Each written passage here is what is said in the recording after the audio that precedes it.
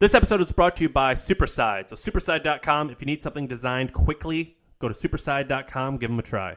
That was it. Like, I didn't have savings, and I went from upgrading from my 87 Volvo to a year and a half later fucking Panamera, and was like, what is this? I can like buy everyone oysters? That's nuts. What's up?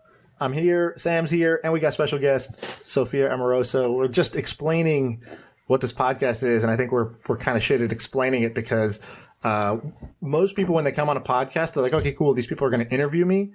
And we kind of do. We do ask questions because we're curious. But for the most part, the feel of it is, what if the three of us were sort of at dinner and we were just shooting the shit on stuff that's interesting to us and let the conversation go where it may. And that's really the overall vibe of the podcast. And so we can start with whatever. Sam's read your book. I've read your Twitter. I have a question off your Twitter that's just a fun little icebreaker. I saw that you tweeted a very controversial tweet. Actually, not so controversial because many people would agree. You said that Peter is a national disgrace. You watched The Bachelor. Oh, yeah. Give me 30 seconds. Why is Peter a national disgrace? Man, my boyfriend was saying last night, he was like, it's okay, like, you're into The Bachelor. And I was like, I'm not into The Bachelor. And he's like, you watch it every season. That means you're into it. And I'm like, that is not part of my identity. I am not into The Bachelor. And I guess what you do is who you are, right? What is that, like Ben Horowitz's new book or something? He's like a doof. He's just like the most generic. I just don't know how you find people that generic. Yeah, there's just like no deviance whatsoever, and that just like creeps me out. Like, I think the word is basic. Yeah, basic. I think people that's a B word. This like entry level human. This guy's he's pretty universally disliked as the Bachelor. Nobody dislikes him because he's not controversial. He doesn't do anything that necessarily that bad. He doesn't also do anything. Period. He's sort of a non-decision maker, which is what you want. He just like flip flops and hurts people. So why would you want to date that guy? Not great. Okay, so that's your thoughts on The Bachelor. Sam, you read the book, so I think you have maybe some more interesting questions than I do. Well, I'm going to dive deep into all this, but the first quick question is, what type of Porsche do you have? I don't. That's like many cars ago. What do you have now? I did the Porsche, and then I did I had like the Jaguar F-Type, like right when it came out again, which is just like, why am I driving a sports car? Like, I like cars. Well, an F-Type is like a supercar, right? Or is that the SUV? No, it's like a race car. Right. It's like the wing. It's like the doors go up. I don't think they go up, but I do have the Model X now, and the doors do go up. But so I had the F-Type, and then I had a Range Rover for like 5 years. I wrote GIRLBOSS like 7 years ago, so I've been through many cars, and now I drive the Model X, and I like it a lot. What type of Porsche was it? It's a Panamera. Worth it or not? I hear mixed things on that. It's a huge car. I mean, honestly, anything other than a Tesla feels like driving like an ancient. In the past. Just, like, why would you pay to like hassle with CarPlay or whatever it's called? I don't know. I was about to buy the Model X a few months ago, but then I got spooked because I'm on Twitter all the time, and I ended up in this rabbit hole on Twitter of the people who believe that Tesla is like a giant fraud. Like, great product, but the company is sort of in dire straits financially. And it's pretty convincing if you end up going down there. Like most conspiracies, if you sort of go down that road, you'll end up believing, somewhere between 30 and 80% of it. And so I got spooked by Dan. I was like, okay, I don't want to buy this car if this company's not going to survive long term. So that was my takeaway. What do you think of that? I mean, I own Tesla stock, and I'm really enjoying the volatility, and I'm like in it for the long haul. In terms of Tesla being fraudulent, it's like, what company isn't at some point? It's like, fake it till you make it. I mean, he's like very much a liability, but I mean, it's just a great product. So also the Model X is over 6,000 pounds. Which qualifies as a commercial vehicle, which means you can write it off. Yeah, that's what I ended up doing. I ended up just buying a really big, heavy BMW to write it off. Yeah. I didn't know about this. So Sophia, to the listeners, I'm going to tell folks what I know about you, and which is that you started it was Nasty Gal. Originally, it was a vintage clothes shop, which I dig. I used to work for that TV show called American Pickers, and we would buy and sell a ton of old leather jackets and things like that. So that's one of the reasons why I was interested in you early on, years ago. And then you scaled that to just nastygal.com. I mean, just like a proper clothing brand. It got quite huge, and then it went down as fast as it went up. I mean, it was a roller coaster of a ride, right? And then a lot faster than it. It was a roller coaster, and then you went and launched GIRLBOSS, which it's a whole brand of books and TV shows, but a social networking site, and you sold that to Nick Bell at Attention Capital, right? Yeah. So Joe Marchese, Nick Bell. Nick Bell's not even super involved anymore, so that's interesting. Sold the company at the end of last year to, Joe's like been a friend of mine for like 5 or 6 years, just someone like I really love. He's been one of GIRLBOSS's and my biggest supporters, like put money into GIRLBOSS before I even had a deck, just months after Nasty Gal fell apart. But yeah, that's the gist of the story. It's a real long story. And when I wrote GIRLBOSS in 2014, I wrote that when I was like at my peak and I was like naive and like on a high, and I'd experienced adversity, but like a warehouse melting down and customers being angry, but not to the extent that it was coming for me. And so I'm writing a book right now that's, it's not going to be out until 2021. I think I'm calling it Tough Shit. And it's everything that happened after GIRLBOSS. So like the 2 years before Nasty Gal face planted and everything, like a divorce, like everything that could have gone wrong went wrong. It's pretty entertaining. How big was Nasty Gal at its peak? Yeah, so we did over 100 million in revenue, and the company was worth like $350 million. So Index put 50 million in. I bootstrapped it to 28 million profitably, and then venture investors were like, "Who is this freak?" Because the only thing I understood was you buy something for $1 and you sell it for $2, and then you invest like $1.25 and like don't spend more money than you have. Like, how else are you going to have a business if it doesn't like produce money? I just didn't, I'm a community college dropout. So it's like, buy something for more, sell something for more than you buy it for, and then don't spend all your money. Like, it's pretty basic. So at 28, and at 28 million in sales bootstrapped, what was the income off? What's an income off 28 million for that type of business? What was the profit? I don't even remember, honestly. I was just like, at that point, I had saved over $1 million in just cash in the bank. Like I have a screenshot of like the basic Bank of America like bank account and also under it is my personal account. And I have something like $8,000. Like I didn't really pay myself. I didn't even want that. Well, the business had $1 million and you were all in. I just I was all in that like, there wasn't like equity. I just like was a small business owner of a business that got big. It was like a mom and pop shop that got big. So to me, it wasn't like, oh, high risk. I don't have, a lot of stock. There was no stock. And so I owned 100% of the company until Index came in 2012 and invested 50 million on a 350 post. And after that, I owned 80% of the business. So that's great. Where did Index come from? So were you out like, hey, I need to go raise money? Or did somebody say, hey, this thing is taking off. Let's go talk to her about venture capital? Yeah, venture started like sniffing me out. Like they started coming to me and I was like, I had an advisor who was like, just build it as big as you can because then you'll sell less for more. And also simple math, right?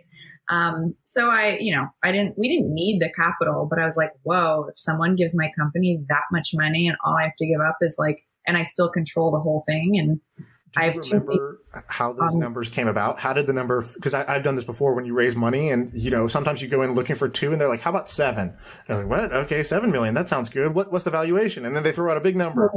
Totally. Yeah. I mean, they want to own their 20%, right? And it was the first money one was out of a brand new growth fund. Right. It was like the second investment out of that after like their big investment in Dropbox at the time. So I think growth rounds are, people aren't looking to, place small bets. They want to own a significant amount of money or the business. And I didn't like game it. Like I was just like, whoa, that's crazy. You think it's worth $350 million and we're making like 30 million in revenue? Whatever. I didn't like, have more than one term sheet. I think I might have like bartered the way you'd barter at like, an estate sale. And I was like, no, this much for this much. And that was it. Right. I took some money off the table. That was totally life-changing. Can you say how much? Nah, no. How'd you decide to do that? Because me and Sam have both been through this where we're trying to decide how much, and, investors are cool with it if you have momentum, but they're also like, look, we don't want you sort of sleeping in silk sheets every night either. So how did you decide the amount? You just picked a number? Sounded good. Yeah, because the company didn't need money. They were just like, I didn't know what secondary was. And they were like, yeah, like, well, the company doesn't need 50 million. So here, we'll put the majority of it into the business, but, more than half into the business, but a lot into my bank account. Because it's just the same stock. Like they have the same position regardless. And, at the growth, stage, especially when the entrepreneurs, still owns a significant amount of the company, like you're incentivized, even if you do take a lot of money off the table, if you're not diluted to the point where you own like 10% of the company and like, have like fuck you money, then like that's a different position. But for me to have that big of a stake in Nasty Gal and yeah, like be able to like not worry about, their whole thing is like, we don't want you to like worry about money, which at the time was like, I had a paycheck, but like that was it. Like I didn't have savings. And I went from, driving like, upgrading from my 87 Volvo to a Nissan Murano to like, a year and a half later, fucking Panamera, and was like, what is this? I can like buy everyone oysters? That's nuts. Would the company have thrived had it not taken any money? I don't know. What do you think? I think the expectations would have been, there weren't expectations. It was just like, great. Like, we won't spend more money than we have. And I never would have, honestly, like I wouldn't have known how to control like a company's finances, but I did have great people who were the kind of people that had built profitable businesses. They weren't the operators that come in from venture-backed businesses and, understand, wild expectations that, when it was a bootstrap business, we just didn't have it all.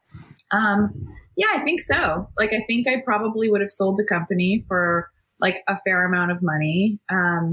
At one point there was an urban clothing retailer that offered over $412 million on like a piece of paper when I owned 80% of the business. And my investor told me to ask for more and it went away. Fuck. How, that's... Well, hold on. We can't change topics. That's amazing. What was that like? It was like, whatever, they were convinced that they were like, no, this is going to be $1 billion business. To them, it's just like a drop in the bucket. It's not like, if it doesn't work out, it's just like go big or go home, If they invest at 350 and it returns at 400, that's not a win. That's an opportunity lost that they could have been betting on something else. Yeah, they're like, why bother? And from that point on, when we did need to raise capital after that or tried to raise capital after that, or other people, like largely when other people came in and were like, hey, we want to invest at this valuation, that was still like a healthy retail valuation. I was cock-blocked. Like they didn't have control, but there would be side conversations, after like I teed someone up and they were totally bought in. They'd be like, great, I'd love to talk to your board member. And I love this guy, always love this guy. And after like a few, like they just like kind of disappear for some reason, and I didn't really connect the dots. And at a certain point, at 6 months later, I'd reach out to that person and be like, whoa, you like totally ghosted. What happened? And they're like, yeah, your investor told me to like not even show up unless I paid this much.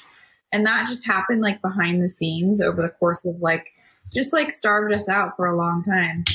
When we could have had, much better terms 2 years or a year and a half before Nasty Gal fell apart. I just, that was stuff that I didn't know was happening. So why did you raise money again then for GIRLBOSS? Why? I don't know. Honestly, I don't fucking know. Because I like wanted to do a conference and it wasn't the conference was initially profitable, but it wasn't like profitable enough to build a business because I had seen what enterprise value can do. And like I could earn a paycheck for the rest of my life, or I could go like build another business that's worth more than the revenue that's coming in.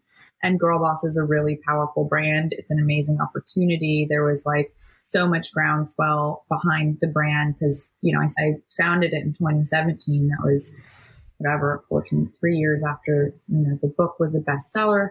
The hashtag's been used 20 million times on Instagram. And then I started the business because I knew there was like this. I had our first conference a month before the Netflix series came out, which was going to put the name GIRLBOSS into 150 million homes in 195 countries. So I was like, oh shit, like I better build the myth that like catches all that awareness because like I can capitalize on that. And I did, but not to the point of like, I didn't sell the company for like $1 bazillion ever. So my company, The Hustle, I have no idea if you know this or not, it doesn't matter, but we started as a conference. So I started it. Did you read Sam's book? Yeah. Have you Googled me? No. I don't remember the last. I need to read books. It's like a thing. It's like on my. That's all right.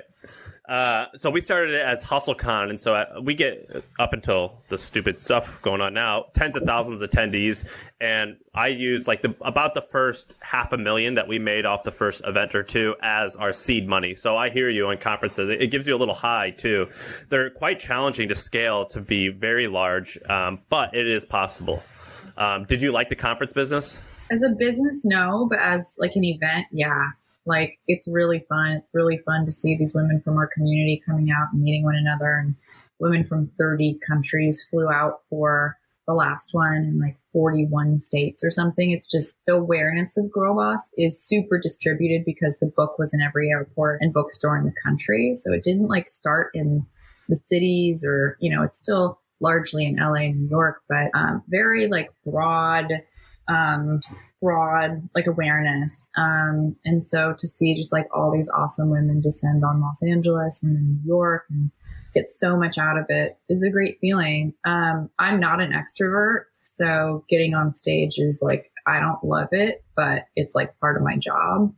So there was that part, but I loved everything else about it. You and I are from, I feel like I know you, and even though you have no idea who I am because I've listened to your podcast and read your book. So I feel as though we're a little bit similar, and Sean as well, in that it seems like you're very creative. You're a pretty good business person, but you're more so creative than anything. And what's your whole take on operating the company and like running it versus starting it and working on like weird projects? Like, were you running? I don't think you were running Nasty Gal later on, were you? I didn't for the last like couple years. I like opted out. I was like, I just don't want to be a CEO. I'm not creative anymore. I'm stuck in meetings all day. I'm not a great operator. I'm like the worst operator. Like, I've done stuff with my executive coach, and at the top is like entrepreneurial creativity, like autonomy, and all of those things are important to me. The bottom is general management, like at the bottom.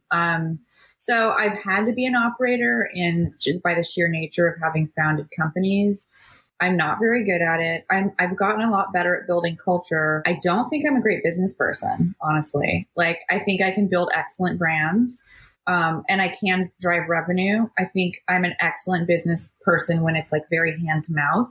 I don't think I am when there's just like, I don't know, just with venture, just expectations, and it's just floating in the ether. Like, your business model works when you start a company, it makes money and pays for itself. Like, that's still, I think, I'm still like a small business person that happened to build like big businesses. But more than all, I'm probably like a voice and a brand, creative and a marketer. Do you think that a lot of people don't do that as much, or at least people in the Silicon Valley pop culture type of realm, they think that hiring a CEO is actually silly because you see folks like the famous entrepreneurs are still the CEOs. In some cases, I don't know if that's actually the reality. Like, they have strong operators. Like, I think it's more common than people realize, but the whole idea of hiring a CEO or hiring someone to run the company is still a little bit frowned upon. I've done it. You did it. Do you think that was a good move? And do you tell people to do that? I don't feel like it was frowned upon. I mean, the headlines were like that I stepped down, but I like stepped up into like a broader role is how I felt. But that's what I'm saying. That is frowned upon. Like what I'm not saying it's actually frowned upon, but a lot of people view it as something that you shouldn't do. as a negative event when it Yes. happens, rather than a positive event. I mean, whatever. I mean, yeah, I thought about how it would be perceived, and it was No, I don't give a fuck how it's perceived. I'm saying a lot of people inaccurately, like they think you shouldn't do that. And in my opinion, I think a lot of people should. And what I'm asking is, do you think that other people should as well? Totally. I mean, I think it's individual. I think pretty much every entrepreneur who's raised venture capital, like, had a head start. Like, I had never worked in an office or had a manager. Like, my last job was in the lobby of an art school. So I was probably never qualified to be a CEO, and you're a CEO by the sheer nature of being a founder, but being a founder and a CEO, you inherit that title. To me, like, I don't care about titles. Like, I tried to name everyone in the company a co-founder, but they just like didn't catch on. Like, I was like, cool, you're all co-founders. Put that on your LinkedIn. Like, I don't care. Cause I just never, it was like never a goal of mine. Right. So like, I feel like in terms of like what I remember and how that was received and whether it was frowned upon or not, I've had so many other things that were frowned upon that were much more noisy than that it just, I think it's fallen into the background because I've been like frowned upon like plenty of times, much more loud, in a much more loud way than having stepped down, like for much bigger reasons or noisier. What's an example of those frowned upon moments? I mean, getting sued, going bankrupt, like laying people off, toxic culture. I mean, like a Netflix show being like panned, TMZ covering my divorce. Like, I don't know, just some stuff. And the skin is thick now, or has been pretty thick. always? It's pretty thick. Yeah. Was it always that way? No, I don't think so. I mean, it was until, and I'm writing about this in the book. It's just like when people don't know you and they judge you, it's just kind of like they're totally unqualified. But, and people, it's great on a conference stage to say like, I don't care what other people think. And it's like great on Instagram to be like, I don't care what other people think. Once you don't care about what people think, it's like, how do you learn? And even if it's like totally wrong, and coming from someone who's totally uninformed, like I do have thick skin, but at the same time, I have to first assume that everything is true and then weed out the things that aren't true. Because if I don't consider that things that are said about me are true, like it's not an opportunity to learn. So as painful as that is, and as wrong as so much of it is, like I do think that caring about not what other people think, but what I guess like how other people feel. As can't argue with people's feelings, right? Well, and you're kind of like, you're kind of famous. Like this TV show is quite popular. You have a book all over the place. It seems like you got a pretty big personal audience on a variety of social channels. But you said you're introverted, and you didn't start this shit to become famous. You started it because it was just like a cool hobby that made money, and it spiraled into something, bigger. Why do you think? Like they're writing about you on TMZ and shit like that. I mean, that's like mainstream stuff. Well, I think with TMZ, it was like Sophia Amoruso calls it quits like a girl boss pays X a pittance. Like I had a great prenup. Because that's weird, right? Like what? That's like, kind of mainstream. My story is a rare one, which has made things a lot more difficult for me. But at the same time, I'm a community college dropout from Sacramento.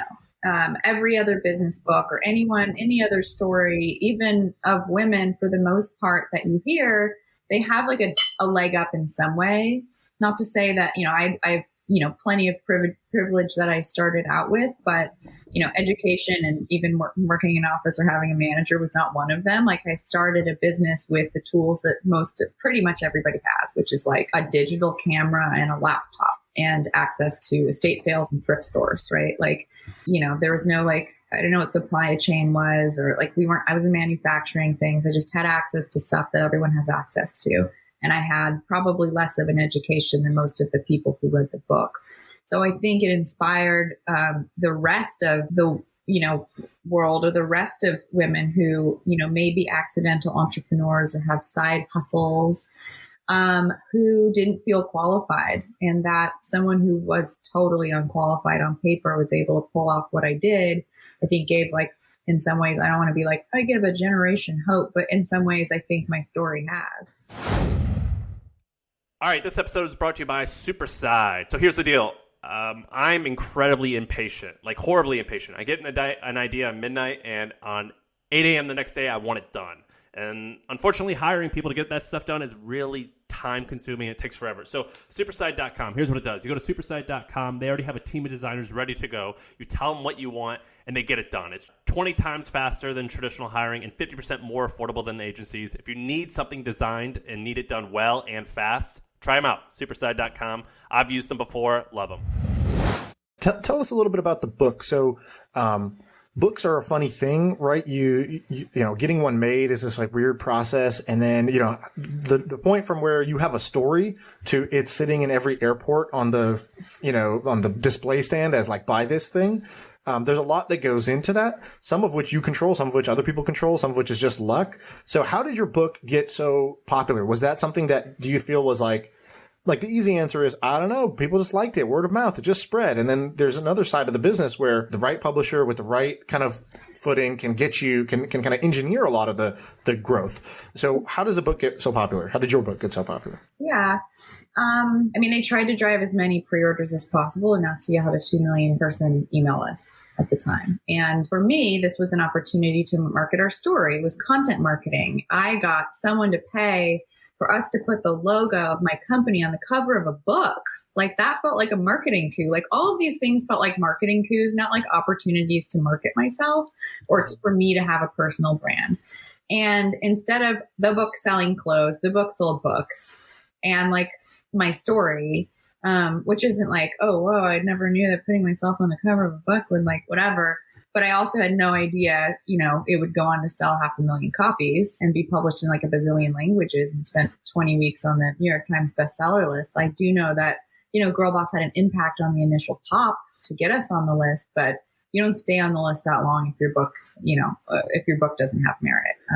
Is 500 million, or sorry, 500,000, 500 million would be great, but 500,000 book sales, is that a meaningful revenue driver for you? Or that was good money. Like the royalties like trickle in now, but for those first few years, that was like meaningful for me, which I did not expect. Like I earned out my advance like by multiples, you know. What's a typical advance for that? Like $500,000 or something? Oh God, no. More or less. I have no idea. Less. Like, I mean, I was just like an unproven author with a story that like a lot of editors, you know, even women came to the room, read my proposal, whatever you call it. And were like, we think this is too niche. We don't think like that many women like want to start businesses. They want to buy clothes or like, I don't know what they were. But like I got turned down by, you know, a handful of publishers. And then Carrie Colin, who was at Penguin at the time, she's at Audible now, was like, yeah, I get it. Awesome. And she was kind of, I mean, she made the book better, but she didn't try to make the book what she thought she wanted to be. She just let me run and write a book. And that's when I do my best. I cannot be told what to do because I don't do a good job.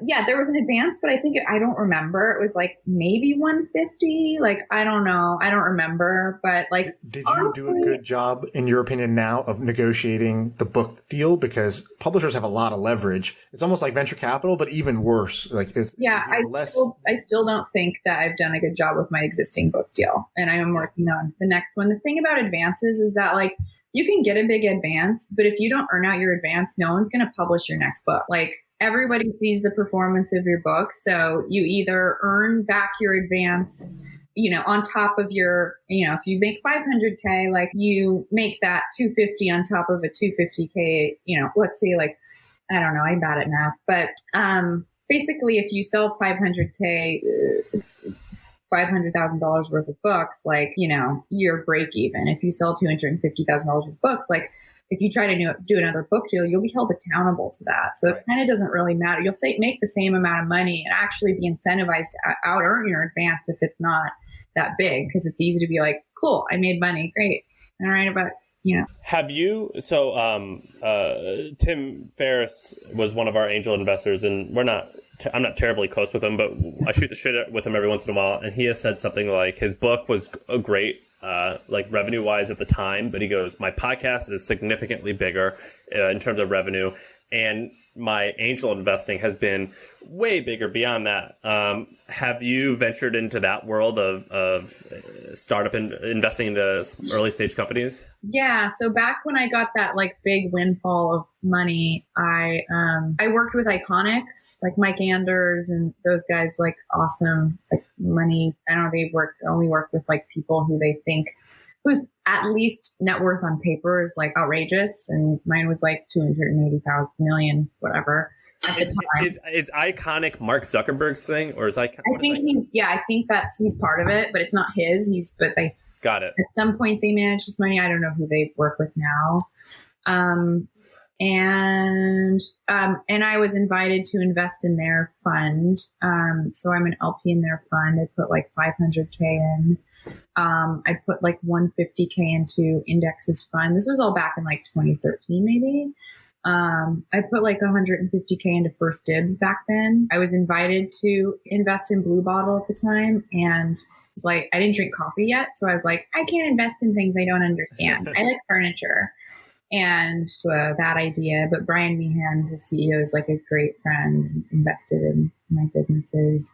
And then I've done some angel investing. So I just invested in public.com. Yeah, I just signed up for it last night. Yeah. So I'm on there. I'll follow you. I'll look at Yeah. Your stocks. So I'm an advisor and an investor. So if I get advisor shares, then it gets me up to a point where I have a significant stake in the business, at least for an angel investor. So I feel good about that.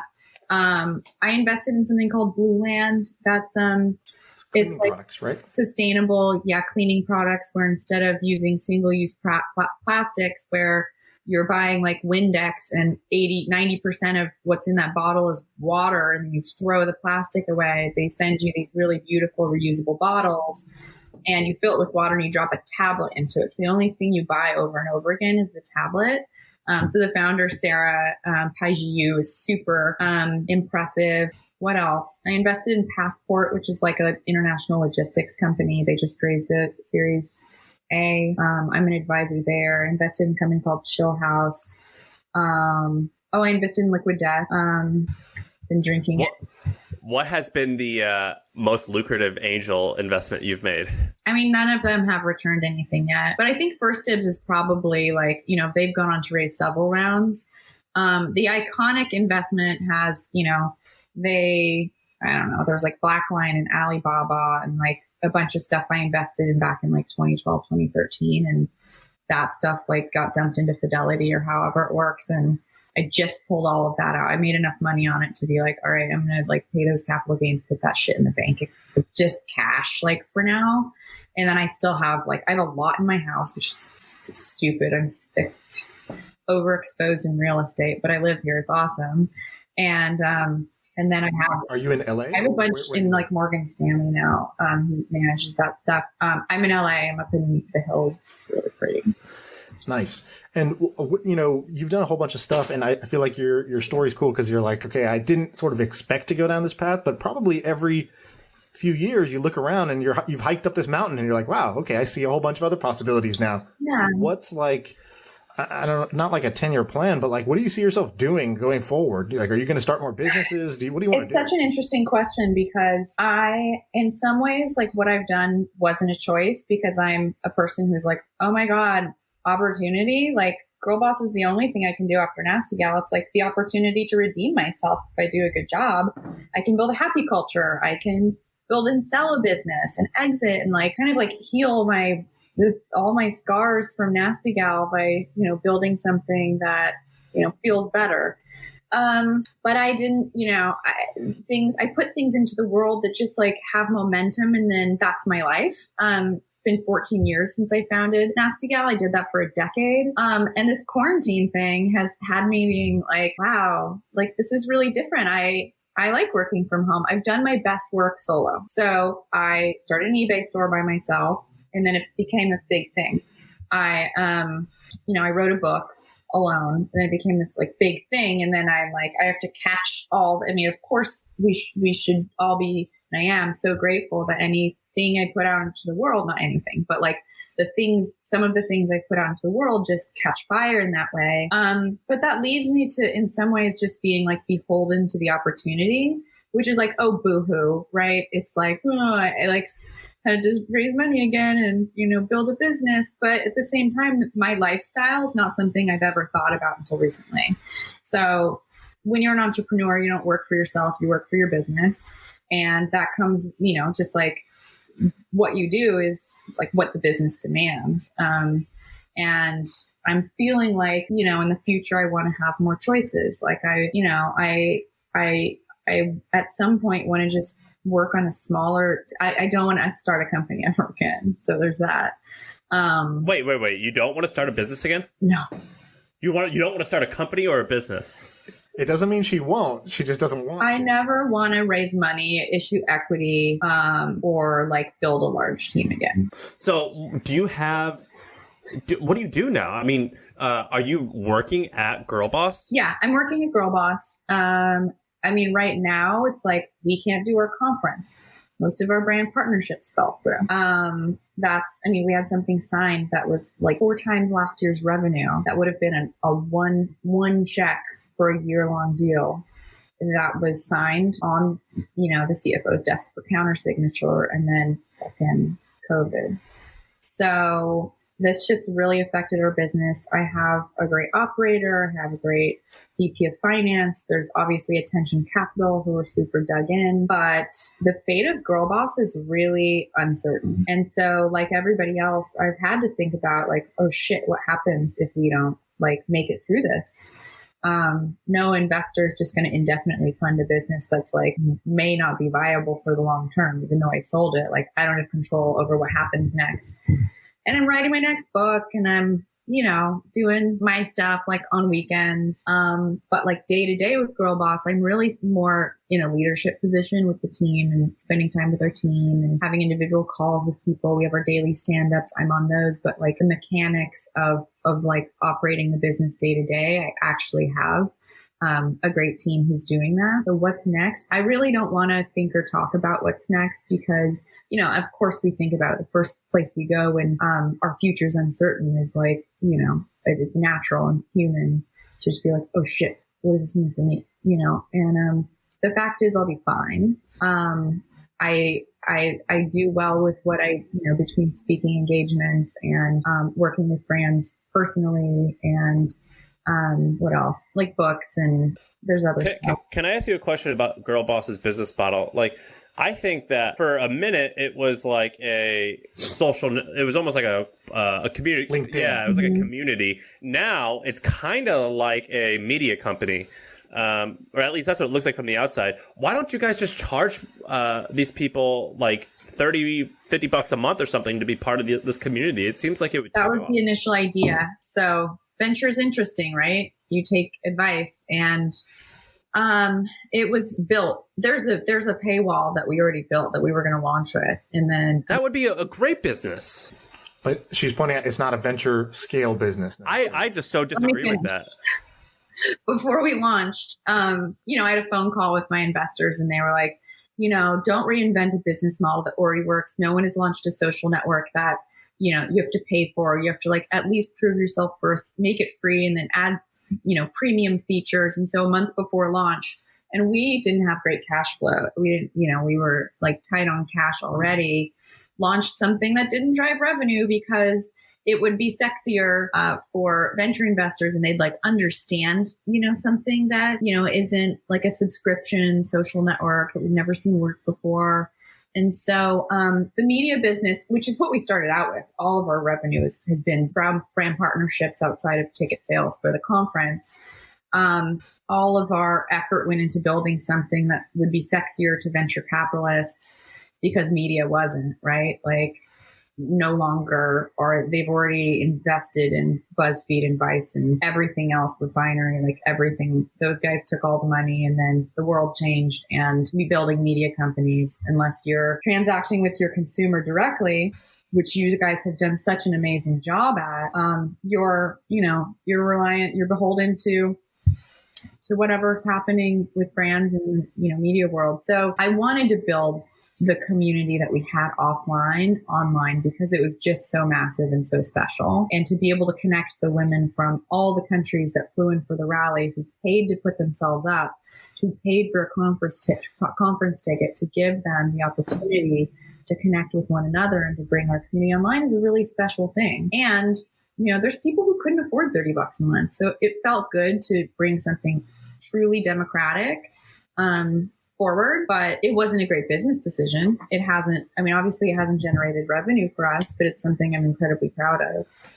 Yeah, I hear everything you're saying. It's you're kind of put in a hard place here, and that's a bummer, because I think that this, I'm looking at it now, I think that I think it's great, and it can be even better, and it sucks that business model was people persuaded otherwise, because I think that actually the original thing could be awesome. Yeah, we were going to build an app this year, and that's just kind of on hold by the time doing. So we were going to keep growing it. So you have a huge network. You have your hand in the mix in a lot of different things. What opportunities in business models and spaces do you think, or are you spending a lot of your time, or you're looking at, you're like, oh my gosh, this is going to be, this is something incredibly fascinating. You already said the cleaning company. What was it called? Blue Land? Blue Land, yeah. So I think sustainability, is something else I'm looking at called Cloud Paper. That's, it's like 100% bamboo toilet paper. So they cut down like 0 trees. They're raising, they have a lead. The lead got in touch with me, and I'm just not sure about it. But I think sustainability, I'm not super deep on fintech, but there's another company called Main Street that's super fascinating who are raising, who, I don't know how to describe it, but usually like government incentives are just this super like opaque world where big companies know what whatever opportunity zone is, but like, small businesses and venture-backed startups, it's just this, like, you're piecing together all of these possible grants and, stuff that is out there for small businesses. And so Main Street actually consolidates all of that and works directly with Gusto and your, whatever your payroll system is, and with you directly to just basically, they save, like, on average, companies they work with like $30,000 a year, I think. Wow. And so they're kind of like your central hub for those kind of government and incentives and just navigating that world, which is often just very challenging for small businesses. I'm looking at it now. This is awesome. Yeah, it's cool. Yeah, I like There's just like money sitting around, What do you, forgetting about even startups, like those are great, actually, examples. But in addition, like, what are you just interested in learning about? Like, what are you like just curious about where you're like, oh, I want to read more about that, or I want to talk to people who know about this? Is there anything that's got your curiosity? I'm kind of interested in people who build personal brands, because it's just like super weird, but I think it's something like I should be doing more of. But like, I don't leave the house and I don't know what I'm supposed to post about. I just like the lean startup, like Good to Great. Like, I just fucking donated all of those books because I'm like, I'm never raising venture capital again. Like, I'm just like so happy to get rid of those books. And like, I've got some meditation books and some design books and some like weird witchy books and books about like building habits.